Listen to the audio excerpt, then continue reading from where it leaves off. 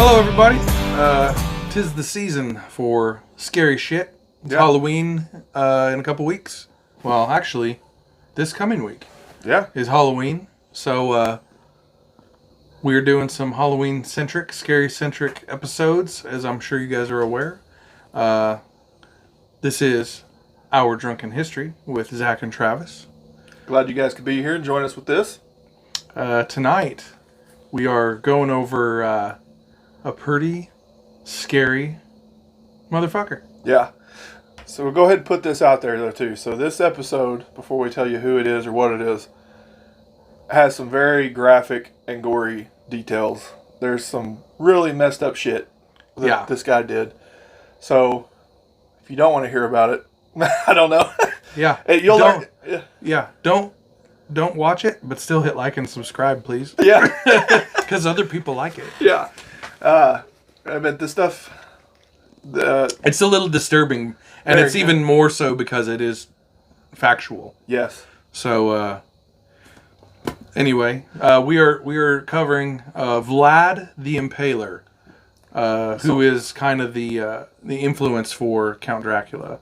Yeah, so Bram Stoker that wrote the Dracula. I thought there was like another more title to it or whatever, but it was he basically invented Dracula, and he based that character mainly off of the exploits of Vlad the Impaler. Yeah. Well, and his name was actually Vlad Dracula. Yeah, which means the devil in Romanian. Yeah. That's what was neat though too. It's like originally it meant dragon, and over the years he was Vlad the Dragon. Yeah. And it got through translation and evolution of the word. The game telephone. Yeah. Yeah. So things change over time. So Vlad the Devil in modern Romanian now. Yeah. A guy had a pretty terrible life. Yeah. When you break it down, all the shit that he went through, everything that he did, he was not a good person. Well, it's crazy because depending on who you talk to,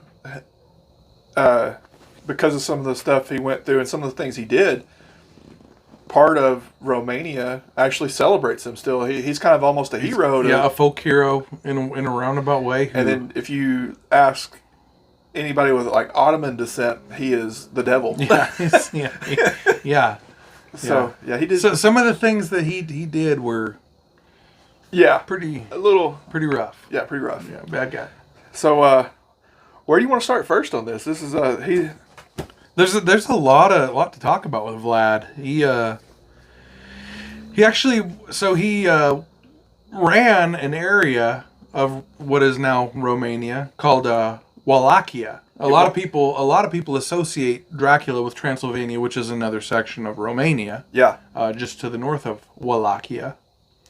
But most of his exploits, he was the ruler of Wallachia 3 separate times. Yeah. Over the course of his life. And back at this time, he fought that control with one of his brothers. Yeah. So people back then, it almost reminds me of Game of Thrones almost. They was people killing and stabbing their own brothers for power within that area back then. Yeah. His dad was originally the ruler. Yeah. Of Wallachia. And that was Vlad Dracul. Yeah, Vlad Dracul. And then so it's confused. There's a lot of Vlads. Apparently they only run around with like 4 names in Romania. Well, I guess because Vlad the Impaler was Vlad III. His dad was Vlad II. Yeah. So Dracula, then when they add the A at the end, means son of. Yeah. So he was the son of Dracul. So then that evolved into Dracula. Yeah. He ran it with his brother Radu.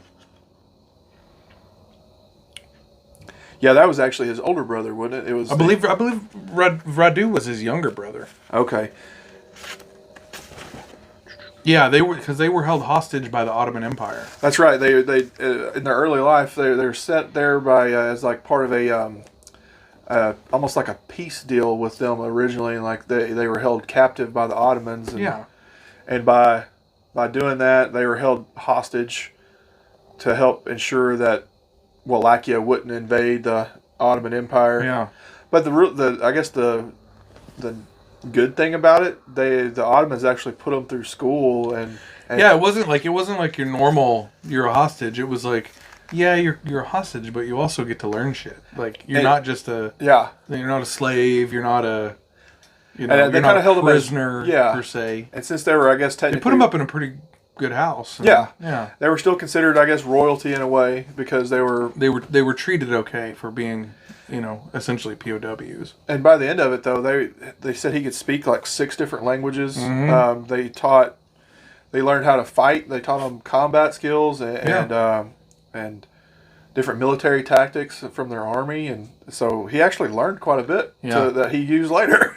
Yeah, it all came into play later on in life. But he was still, I guess, he held a pretty good grudge against the Ottomans for having to live with them for the first part of his life. Yeah, so. I don't like all my teachers either.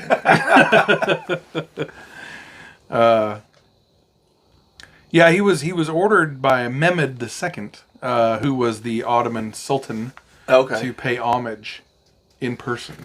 And Vlad didn't want to. He didn't want to do that. He said, "Fuck you." Yeah. So when this was the first time that he was in power, right? Mm-hmm. And the Ottoman Sultan or Ottoman King sent a envoy, and at the time the Ottomans were really expanding their empire. Yeah. And they wanted to absorb, what's the Wallachia. They wanted to absorb. That sounds made up as fuck too. They wanted to absorb Wallachia into the Wallachia. Wallachia. They wanted. They wanted to take it over. They wanted to take it over, and they wanted Vlad to come to show up and pledge his allegiance to the king and pay. They wanted him to pay like a dowry. Essentially. Yeah. And now he executed the envoy. And there was 2 envoys, and he had them impaled. No, you guys know what impaled is, but it's basically you get a big sharp stick shoved up your asshole. Yeah, and then they put them on display out in front of the castle. It's called a pike. And didn't they send? I think they sent one of them to the king or something. You always send one guy back to tell the story. And But yeah, he then attacked Ottoman territory, and he killed literally tens of thousands of people. He pretty much went on he was able to gather up an army and basically convince people that the Ottomans were going to take over if they didn't do something about it. And so they went on this scorched earth raid of Ottoman territory. Just slitting throats. Some people end lives, some people had bloodlines. And that's what he did. Well, the thing is, though, too, he didn't just kill like military. He went and wiped out entire villages. Yeah, he did. Yeah, but not only fucked up. Yeah, and not only did he kill like all the people, but he went and killed livestock and burned crops and destroyed everything going through. And then the word got out of how he was just a cruel. Yeah. But it is kind of funny. No, funny, ironic, I guess, that some of the books about him were later bestsellers through Germany. I wonder why. Taking notes, I guess. That's the studying for their future. Yeah. Oh, he was his dad and his brother were killed, and he basically became the heir to the throne. Yeah. After this, for his first reign, John Hunyadi, which I kept thinking was Hyundai. That's what the car company. Yeah, Hyundai. Yeah. They launched the campaign against the Ottomans. Vlad, because it was his uncle was Vlad II. Yeah. Vladislav, and John Hyundai. They launched this war against the Ottomans. Yeah. So Vlad took advantage of their absence. Okay, yeah, that's right. Yeah. He was like, well, now I'm the boss. Now that they're gone, I'm just going to step in. I'm going to take over, yeah. So he did. He basically broke in and took over. And while he was there, the Ottomans kind of took over. They took over for him. Yeah, they dethroned him. Yeah, so basically they got pushed back and they actually moved into that territory, and they were going to surround the castle. Right. And so, because when they went on that campaign of killing everything, it pissed off the Ottomans pretty bad. And the king of the Ottoman Empire sent like 100,000 troops or something like that. Yeah. And so he knew that the gig was going to be up because he didn't have enough men to fight that type of force off. And he fled the country for a little while after that to kind of regroup. That sucks. Yeah. So I guess while he was like in exile, he had like made some friends with some other neighboring kingdoms. Or whatever. He moved to Moldavia, which is Romania's 3 separate states, right? It's Wallachia, Transylvania, Moldavia. Yeah. All make up Romania. So he ended up in Moldavia, where his mom's brother was the boss. His name was Bogdan. He was eventually murdered by fucked up names. Peter the Third Aaron was the guy. The Peter the Third Aaron. But Peter the Third Aaron murdered Vlad's uncle. Okay, yeah. Yeah. So everybody fled to Transylvania to get Uncle Hyundai to come in and be like. So it's like somebody gets stabbed and they run away. It's like almost like a Monty Python, run away. It is, yeah. But that ended the 3-year truce where Vlad was held captive. Okay, yeah. Yeah.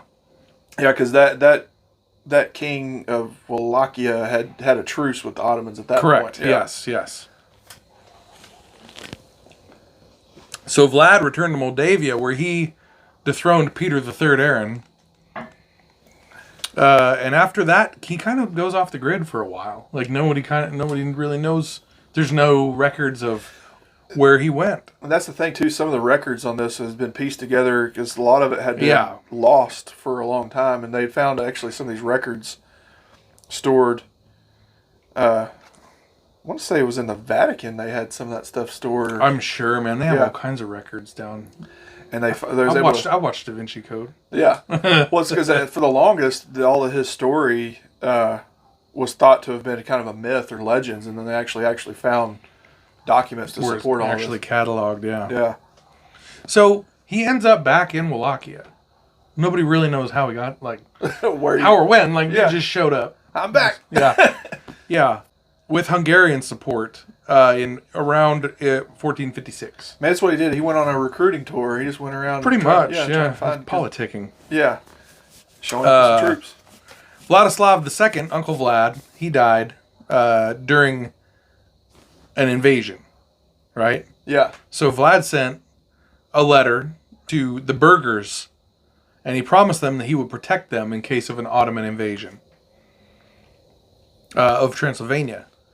But he also asked for their assistance if the Ottomans attacked Wallachia. So they were forming a truce. A handshake agreement to, hey, we got your back if you got ours. Yeah. The thing is, he just started killing motherfuckers then. So yeah, in order to, that is one thing. So when they're talking about just killing everybody, that's one thing he observed when they're going back to him when he was a kid and captured, or as an Ottoman prisoner. Yeah. The Ottomans were known to be pretty ruthless too, and how they had treated some of their subjects and different things. And that was kind of the one thing he took from them that he learned was ruling with an iron fist type stuff. But then he just took it up a notch a little bit. Yeah, he didn't even just kill people that were bad. He just killed people in general. Well, so one of the things is, I wonder if I'll have to look and see if this is during his second. One of the things I thought was pretty messed up that he did. He went on a killing spree of vagrants and the poor. Basically, there was people that he pretty much described them as they didn't contribute to society. Yeah, they were. So he was exterminating them, basically. Yeah, and so he went through and exterminated people that didn't contribute. Basically, didn't pay their taxes, or didn't have jobs, or were beggars. He marketed it as he was trying to It was a cleansing. He was cleaning up the city, basically. Yeah. But it was thousands of people that he just got rid of. And he put a lot of them on sticks out in front of the... Yeah. And to make it even worse, though, too, he justified some of the stuff. He was actually tried to say a lot of this was based off of religion. He was very, I don't even know how you describe it. He said he was devout in his beliefs or whatever. It's very egocentric. But he had a very hard spot in his heart for adulterers. Did you read about what he did to women caught cheating on their husbands? So if a woman was convicted of adultery, she got impaled on a pike in front of the castle. But, and here's one of those disclaimers that we was talking about earlier, impaled through the vagina? Through the vagine. Oof. And then stuck on a stick out in front of the castle as a warning to all other women not to be cheaters and adulterers. Jesus. Yeah. That's rough. Yeah. So... He was cleaning out the vagrants and the adulterers and the cheaters and the cheaters. Jesus Christ! Yeah. So he had a second run as the leader. Yeah. Where he killed a whole bunch of people, and he kind of went off the deep end in that run. Like that's kind of the he was like the first one. Like he impaled a couple people. Yeah. But then he got the envoys and everything. But the second one was just like the dude went fucking bananas, and it just kind of kept escalating. And that's where some of the legends of him too, and how the story of Dracula kind of evolved is during the second period. There was rumors that he was drinking the blood of these victims of his executions, and even cannibalism was accused. I don't think there was ever any proof that he actually did it, but. You know, those rumors kind of get started and they go too, and I don't think he did anything to stop it though. The rumors or anything either, because why would you? If you're feared, why not want to be feared more? And it's like he fed off of it and just got worse and worse. So during the second reign is when he did. So I was wrong earlier about I just read about it. Got my timeline a little messed up. When he went on the whole burning and pillaging rampage, basically was during his second reign. After he kind of cleaned house in Wallachia and got rid of their social problems there, I guess the way they wanted. He took it on the road. He took it on the road and decided to invade the Ottomans again, and that's when they said he had during that campaign, he killed 23,000 Turks during that campaign, and a lot of that was just burning villages and just destroying everything in their path. Well, I know the Saxons were like merchants, and they had set up shop. Yeah, and he had kind of a handshake agreement with them. Yeah, that they could stay there as long as they treated everybody equally. The Wallachians, the Transylvanians. Yeah. As long as they did business with everybody and they didn't limit who they were doing business with, they were cool. Well, eventually, the Saxons decided that they were going to confiscate some steel from the Wallachians. They stole. Yeah. Well, after that, Vlad cleaned house on the Saxons. And he impaled every Saxon that he could find and their children. Yeah. In front of them. Exactly. Yeah, he would leave some of the men for last. He would impale their wives and so kids. They could watch everything. Yeah. Yeah, and then they got impaled too. Yeah. It was crazy, making people. Oh, and he would burn the children alive in front of their parents. Yeah, that's horrible. Yeah, I don't have kids. I have dogs. Someone burned one of my dogs, I'd go fucking nuts. Couldn't imagine with a kid. He was killing people's pets too. Yeah, I know. Yeah. You know what? I'd shoot that motherfucker. Oh, man. And that's the thing. There's probably a lot of people that was trying to... You know how paranoid you'd be? Probably. Hell yeah. Because then you're doing all this shit and you're thinking... And somebody's going to have it out for me after all this stuff. Like, yeah. Some people get really, really, really confident that they're okay. Yeah. Like they're not. Man. Well, yeah, and then the Ottoman king, that was Mehmed II. Yeah, Mehmed II. Yeah. So he raised an army of 150,000 to fight. To go against him, yeah. Vlad's people. Vlad, yeah. And they had some pretty big bloody battles for that too. Yeah. So during one of their the Turks and the Ottomans had such a large army, they pushed the Wallachians back into their own territory and back, and they had actually made a camp outside the castle, and they kind of had the place surrounded, and they were wanting Vlad and them to surrender, and they weren't going to surrender, and that's one of the kind of showed how crazy he was. He snuck out of the castle. Like, they have 100,000 Turks surrounding this castle. He snuck out in the middle of the night by himself and walked, and like since he could speak the language, he they said he disguised himself like a Turk and walked through the Turkish camp looking for the Sultan's tent. Yeah. And he was going to go murder the Sultan in his sleep. Assassinate him, yeah. And so he said one night he did this, and he said he finally found the tent, but it was getting late and it was about to be daybreak, and so he decided to go back to the castle, but he knew what tent it was. So the next night he launched this attack and went in and found this tent during the attack and murdered everybody in the tent, but it was the wrong tent, and he didn't have the right one. So he went all this recon mission, and his intel was a little bad. Sounds familiar. Remember we went to Iraq? Yeah, it's had some poor intel there a little bit. Poor intel. Oh. Yeah. But yeah, like, you can imagine that though. You're the king, and you're sneaking into the enemy camp in the middle of the night by yourself. Yeah. Ballsy. Yeah. But he was like an OG Green Beret. Oh man. So yeah, I guess after his failed assassination attempt there, since they were outnumbered, that's what kind of really ended his second reign. Yeah. And they had to flee again. You know what though? As much as he was like a bad guy, like I admire his backbone to stand up to that big of a force. And he was ruthless and fearless. That's for sure. Definitely. Yeah.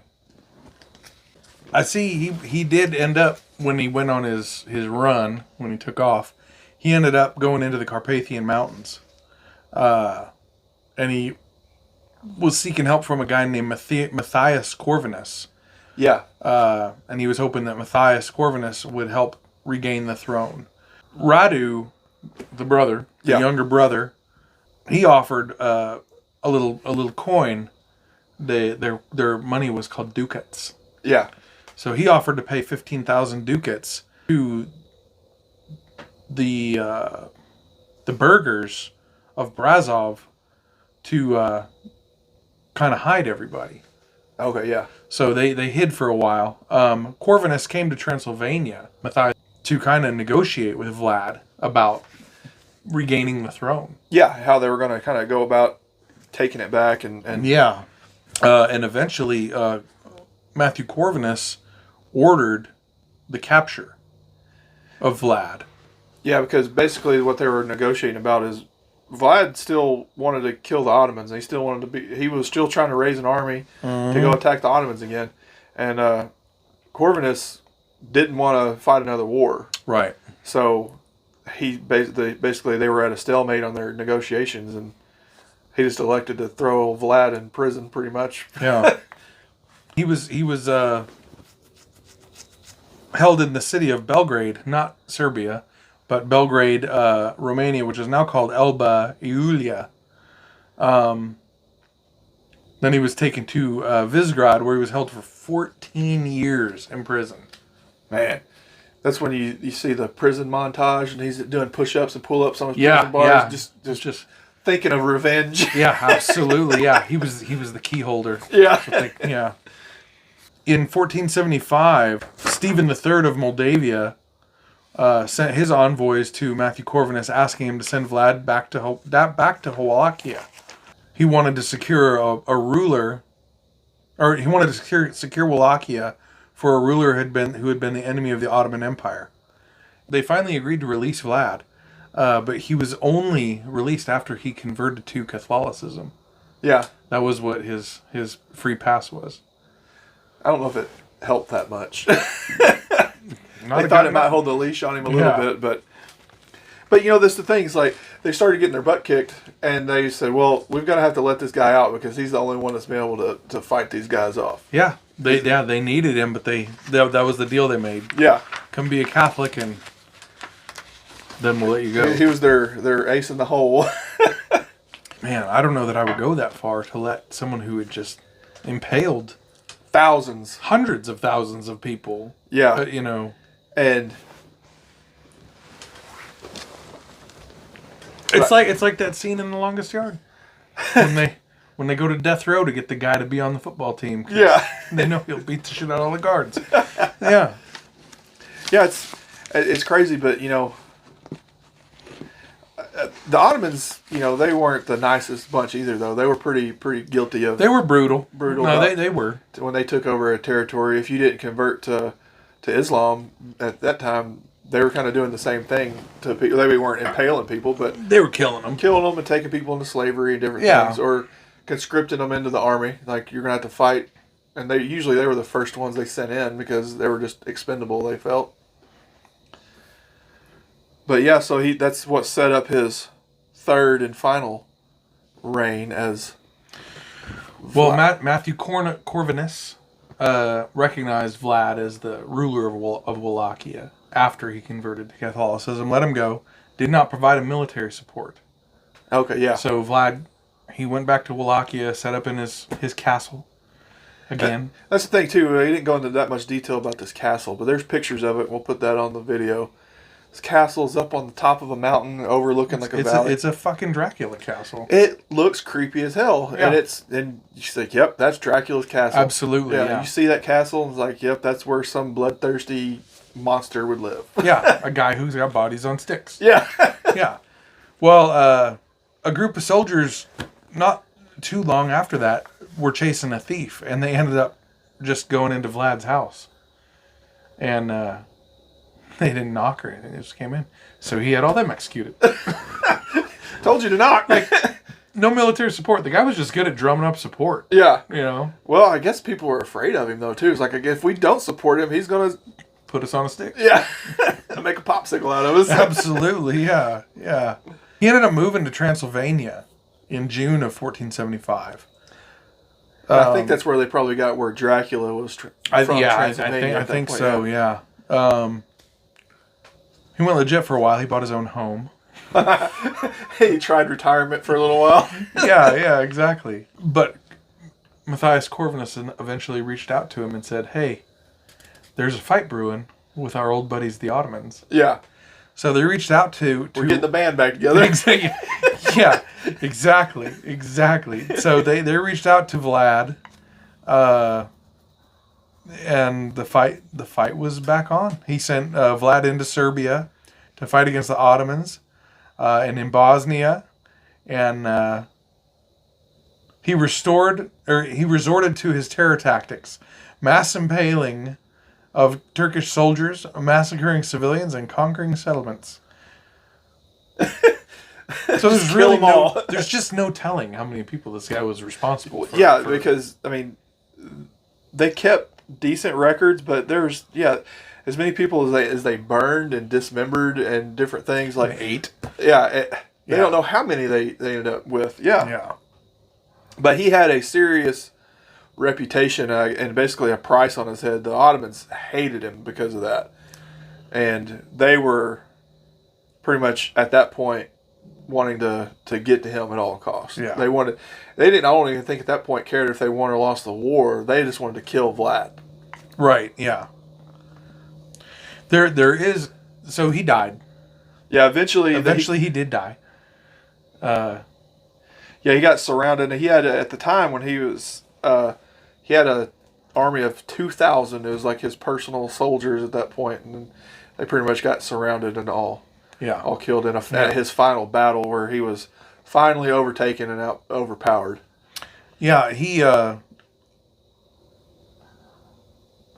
his corpse was discovered in a marsh by monks that were from a nearby monastery, and no one knows where he was buried. There's rumors. Well, so the thing is too, there's also rumors that because he had such a fierce reputation, is one reason why they may not have found his body, is because they think he was completely dismembered, and his pieces were scattered. And they said they sent his head back to the Ottoman king in Turkey to put on display on a stick out in front of their castle. But nobody knows what happened to his body. They said they strode it to the four corners of the Ottoman Empire because they didn't want it. He had some sort of mythical powers, they thought, and he might reincarnate. The guy was hardcore as fuck. I mean, I don't know. Do you think he had kids? He did end up having. He had 2 wives. I see that. And I think he did end up having a kid. Yeah, a daughter, I think. No, he had a son too. Vlad's eldest son, born in 1462. An unnamed second son was killed before 1486. Yeah. He had a third son, Vlad Dracula, laid claim to Wallachia around 1495. But pretty much, though, too, even after that, he had such a reputation. Like, they told stories of it. I mean, you think about it, this bad motherfucker, like, just a bad person. Like but also, like, obviously a very skilled warrior, skilled leader. Yeah, but just because the sheer number of people, I mean, I'm sure some of it was out of fear, but he could get people to support him and follow him. He started with nothing more than once. Yeah. And was able to get thousands of people to follow him. Yeah. It shows how strong his influence was, and they wrote stories about him for hundreds of years after that. Fear and or respect. Yeah. Yeah. And you just think about all the influence that we have now from in pop culture. Yeah. Different story. They had all these stories and characters, movies, kids stuff. No, Dracula's had a huge influence and a huge following today. Yeah. I personally never dressed like him during Halloween. I think I did once when I was a kid. Yeah. Most people have. Oh yeah, at least one time, and now you got the sexy vampires now. Like a lot. Nothing wrong with that. I'll take a sexy vampire. It's funny though, the vampire teeth. I remember the cheap plastic vampire teeth. They'd cut your gums or whatever. Yeah. And now they have like these little clip-on, like glue-on teeth that you can... I bought a set for this episode, and like I don't know why they don't really fit in the mouth. They're sitting on my sink by my bathroom sink, or on my bathroom sink. And I was trying to think of a way we could do an intro to this video, and I didn't know how we could find stuff to impale on the lawn out there. I really like you, but I don't want to put my mouth on your neck. Be fighting, just spin out fur balls. That's my vampire defense right there. That's a good one. Yeah. Just need to weave some garlic in there with it. Right. We went on date night last night, so I trimmed down the beard quite a bit. Yeah. It does feel better. So when the garlic and stuff. So a lot of you got Bram Stoker that wrote the vampire or Count Dracula story that based all of that off of Vlad the Impaler. But that's where a lot of those vampire... The cross, the silver bullet. The silver bullet was werewolves. Well, that was ended up being part of the mythical lore of vampires, though, too. It was like a beheading, a cross, a stake to the heart. Yeah. Turned into a bat, because about the same time that they wrote this story and stuff, the Victorian era, they actually discovered vampire bats. Like, they didn't know they existed up until this point. And I didn't know they saw these bats drinking blood of animals and stuff, and they said, it's vampires, they're turning into bats. And there's whole. We'll talk about that next week. So when I was a kid, I used to watch a show called Eureka's Castle. Yeah. And it was like puppets. Oh, okay. And Batley was the vampire. Batley. Yeah. See, I don't remember. I might have seen that show, but I don't know if I remember it. It was a good show. I think it was probably only a couple seasons, but I used to really like it. But yeah, I think that you got how much that story evolved. You have Vlad the Impaler killing women and children and everybody in his path, and that story gets redone and reworked, and now he's a kid's like a cartoon character, or Count Dracula on the Sesame Street. Even like you have a kid's puppet character based off of cereal. Based off of somebody that's so horrible. Yeah, but I did like From Dusk Till Dawn. That we was talking about. That's another good one. That's a good vampire movie. The vampire strippers. That was pretty good. I liked it a lot better than the zombie strippers movie. I don't think I ever saw that one. It wasn't good. But yeah, all the different vampire movies that have came out over the years, based off of this one guy. You know. Yeah. So what was your favorite vampire movie, you think? When I was a kid, I used to like The Monster Squad, and it was about a group of it was like all the Halloween monsters. Like there was the vampire was like the head bad guy, but there was the swamp monster. Oh, okay. There was the werewolf guy. There was a mummy. There was Frankenstein, and Frankenstein ended up being like a good guy. Oh, okay. But it was like a group of kids kind of united to fight off the Halloween movie. It wasn't necessarily strictly a vampire movie, but the Halloween bad guys. But then as I got older, I and Lost Boys came out. You know, Kiefer Sutherland and I really did like Lost Boys as a kid. That was I'm thinking of Interview with the Vampire. That was Brad Pitt and Tom Cruise. That was a good one. That was a really good book. Oh, okay, yeah. I don't think I ever read the book on that. They have a series now. No, that was I don't remember. It wasn't Stephen King. But I don't remember who wrote that. But they have a series now. Really? That is that book. Oh, okay. And it's not based on the movie. It's just based on the book. It's a different interpretation of the book, basically. Oh, okay. Didn't know that. Yeah. Yeah, I hadn't seen that movie in a long time. Well, they got all those TV shows out now, too. That HBO series that was on for a while, True Blood, that was all about vampires. Never saw that. Cajun vampires down in Louisiana. Yeah. Just noodling catfish and biting necks. Yeah. Noodling, that's a good way to put it. No.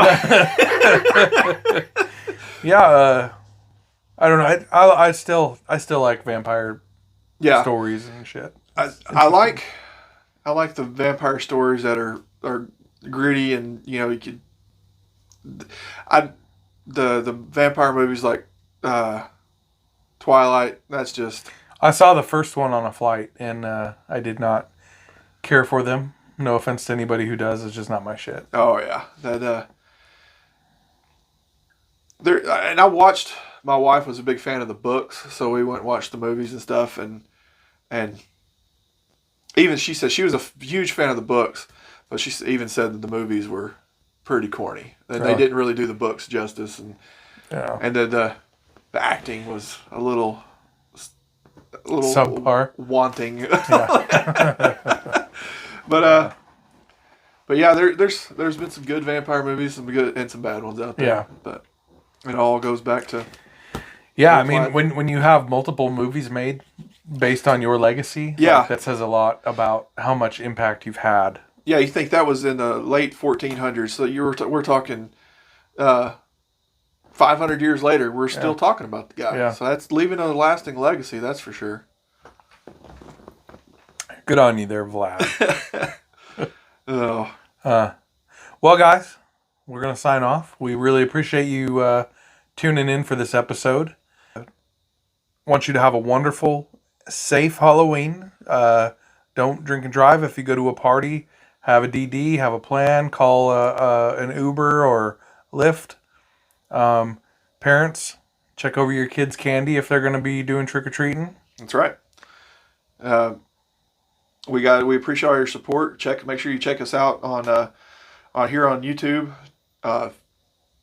Twitter, Instagram. Where else we at? Well, on TikTok. So we've got all the social media covered. So find us on there. Give us a follow. They've released a new podcast player. I don't know if you've seen it or not. It's called Goodpods. We're on there. And if you like to read, there's a website. It's called Goodreads, and it's like a website where you can recommend books to each other. Well, this Goodpods is based off of that. Oh, nice. You can rate the show and then recommend. Send to a friend. Send it to a friend. It's almost like social media and podcasting combined. So it's a new thing they're going through. I got us hooked up on there. Nice. So check us out on all the major podcast players. We appreciate all your support, and we hope to see you next time. Happy Halloween.